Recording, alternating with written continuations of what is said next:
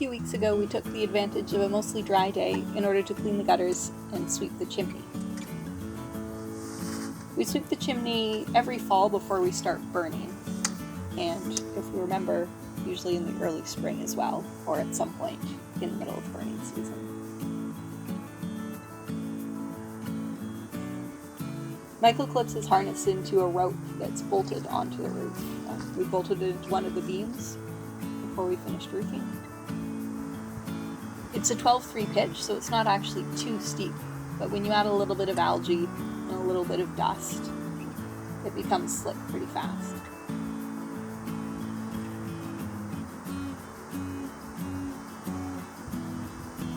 We try to keep the gutters pretty clean because all of our drinking water is collected off the roof.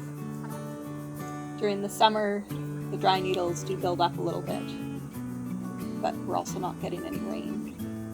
So it falls under that same time frame of early in the fall before we start burning, and ideally before it starts raining. The chimney brush is a 6-inch brush that fits the chimney for the Yodel F602 that we have inside. We don't actually own a brush. One of our neighbors has a brush and everyone nearby borrows it. It's not something you really need to own yourself, given that you use it a couple of times a year. So we're lucky we have one that we can borrow. I connect all the sections together to hand mic the brush, but it's not actually the most convenient for him since you end up with a long floppy brush, and he has to take it apart in order to feed it down the chimney and then put it back together again as it goes down.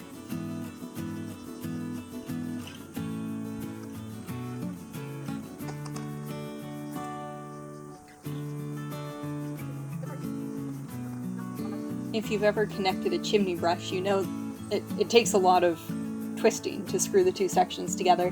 You don't want the sections to come apart when they're in your chimney, but it means they're a little bit of a pain to put together, and you definitely want them tight.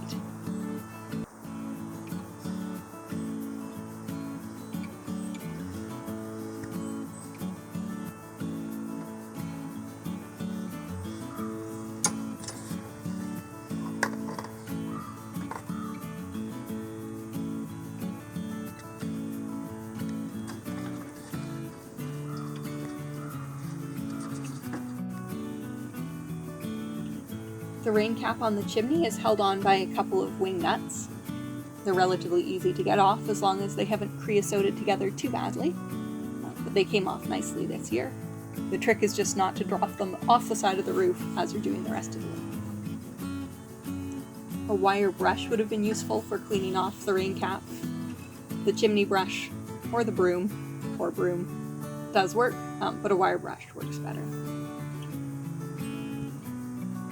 When you're sweeping the chimney, you also want to make sure that you're twisting the brush in the direction that's going to tighten all of your joints, instead of unscrewing your chimney brush inside the chimney as you're brushing.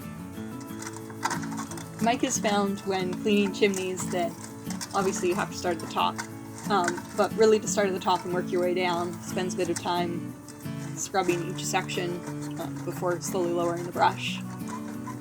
And then, after you've done all the sections, starting to move the brush further up and down, just to make sure there's nothing caught in the middle. As he goes through the cathedral box, the transition from the outside chimney to the inside chimney, there's often a little bit more creosote, and sometimes the edges of the chimney as well catch up on the brush, so it's a little bit harder to get through there. Once you brush the chimney, all the creosote, of course, ends up down inside the stove. The Yodel F602 has a burning shelf above the firebox, and that's where all the creosote builds up. In order to access that box, you lift the cook plate off the top of the stove. I found our poker works quite well to wedge the plate up. Then you'll want to brush it off because there's build up on the bottom of the plate. And then a shop vac does a great job of pulling all of the creosote out of the burn shelf. We learned the hard way. Double check that your shop vac has a filter on it before you start vacuuming all the soot. The first year, a mouse had gotten into the foam filter around the outlet of the shop vac, and we vacuumed all of the soot out of the firebox and blew it around the cabin. So that's not a great way to do it. Once all the obvious soot and creosote has been vacuumed out of the burn shelf, you want to tap the stovepipe a couple of times, and then everything that's caught up above in the pipe will fall down, and repeat that a couple times until there's nothing coming out when you tap it. I usually use chimney cleaning as a chance to do a little bit of other stove maintenance. We'll shovel all the ashes out of the stove box and clean the glass door. We usually clean the door with brown paper, so a brown paper bag. If it's really bad, a bit of dish soap on it. Or a paper towel works as well. I hope we've helped anyone out who's interested in cleaning their own chimney or wondering how you access the burn shelf on the F602. By the way, we still absolutely love this stove. We did a video on it almost 2 years ago now. And we've been using it for 2 years, and we have absolutely no complaints. It's a great little stove. Thanks for watching our video, and stay safe, everyone.